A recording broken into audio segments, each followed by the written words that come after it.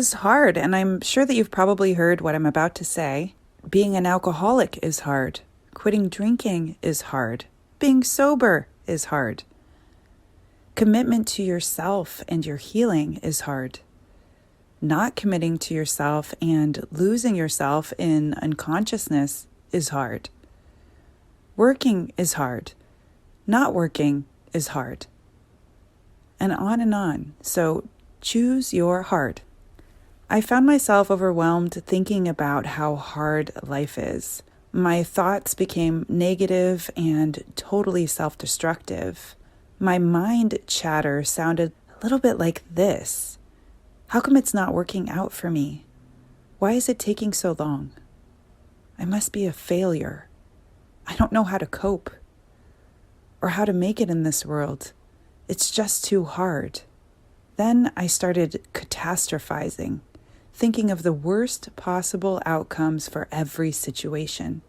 I found myself feeling hopeless, defeated, and totally exhausted as my mind was running amok, which affected my body, and then my body became tight and rigid as the panic and terror set in.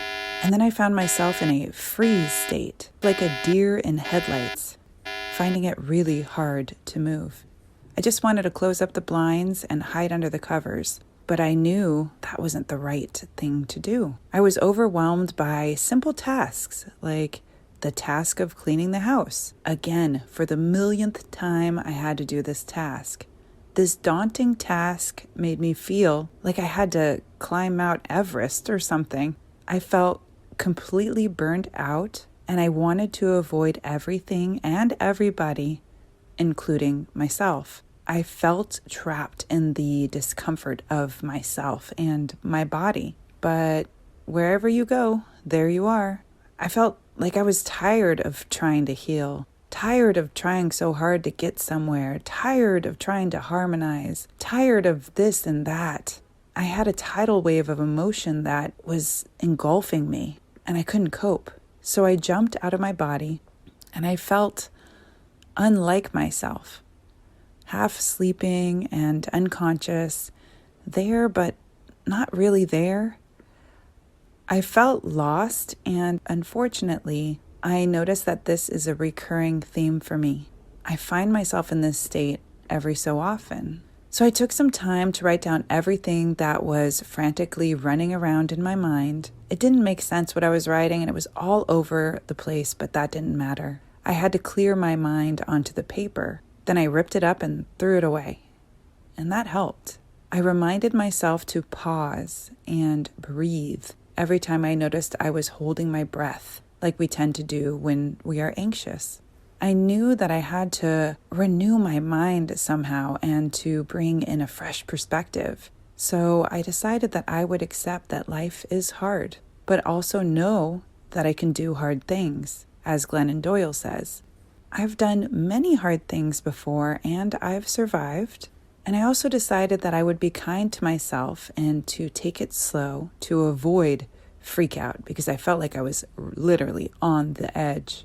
I was going to put my full focus on one task at a time, taking my time with my cleaning, little by little, step by step.